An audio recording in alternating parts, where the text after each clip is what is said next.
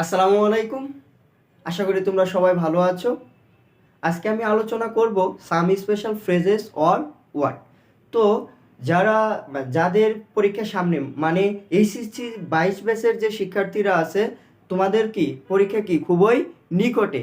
এছাড়াও 2023 সালের যে এইচএসসি শিক্ষার্থীরা আছে তাদের জন্য কি এই ভিডিওটি কি খুবই গুরুত্বপূর্ণ।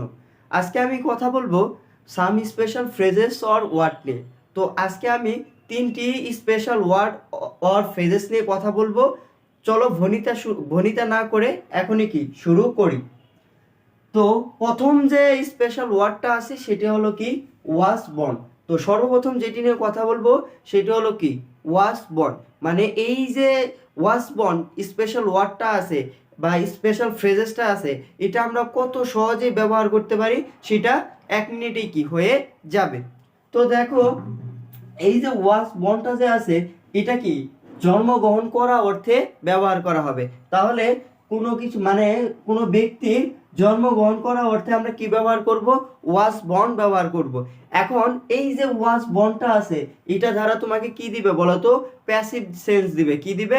Passive sense. এখন আমি যদি বলি আমি জন্মগ্রহণ করেছিলাম, তাহলে সেটা কি হবে বলো তো? আই বর্ন হবে না। কেন হবে না বলো তো?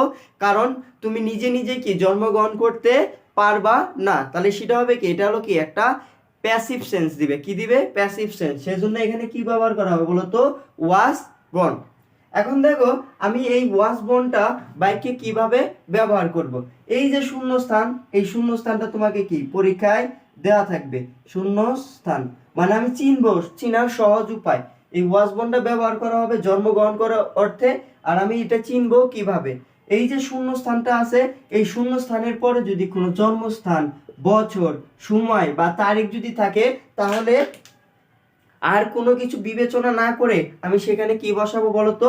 সেখানে কি বসাবো? ওয়াজ বর্ন বসাবো। কি বসাবো? ওয়াজ বর্ন বসাবো। তাহলে দেখো, যদি শূন্যস্থানের পরে জন্মস্থান, বছর, সময় এবং কি তারিখ উল্লেখ থাকে, অথবা যদি কোনো প্রিপোজিশন উল্লেখ থাকে, এখানে তুমি লিখতে পারো প্রিপোজিশন। কোনো প্রিপোজিশন যদি উল্লেখ থাকে তাহলে সেখানে কি বসবে বলতো? ওয়াজ বর্ন বসবে। তাহলে আমি উদাহরণের সাহায্যে দেখাচ্ছি।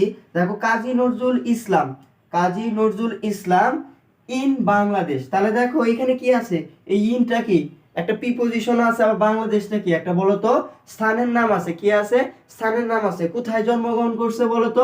বাংলাদেশে জন্ম গ্রহণ করছে। তাহলে এখানে বলতো, তাহলে কাজী নজরুল, এখানে তুমি আরেকটা লিখতে পারো প্লেস, মানে কি স্থানের নাম। তাহলে দেখো কাজী নজরুল ইসলাম, তাহলে এখানে কি হবে বলতো?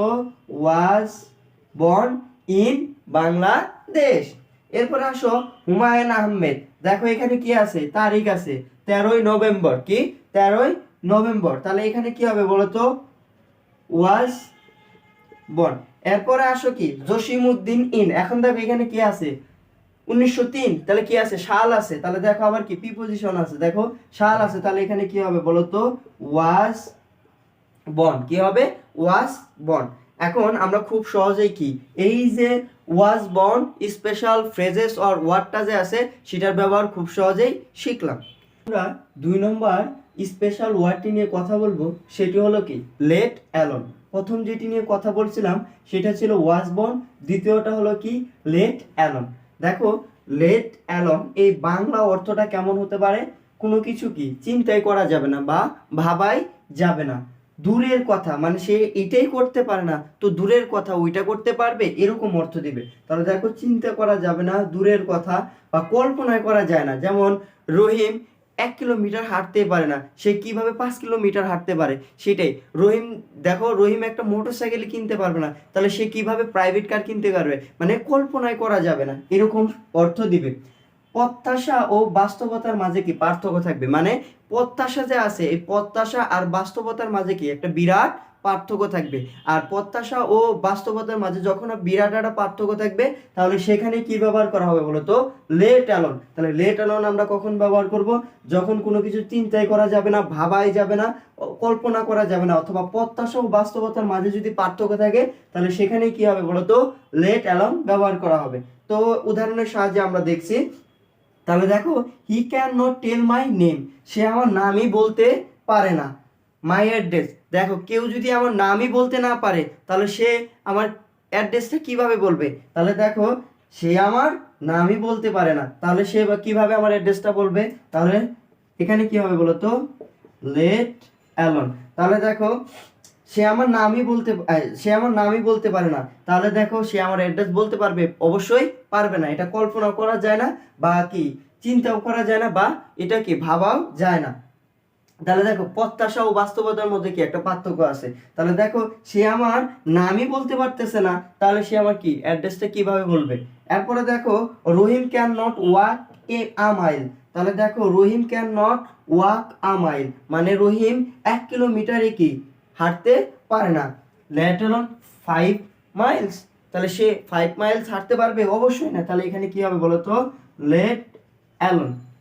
এরপরে আসো the child can not walk মানে শিশুটি কি হাঁটতেই পারে না।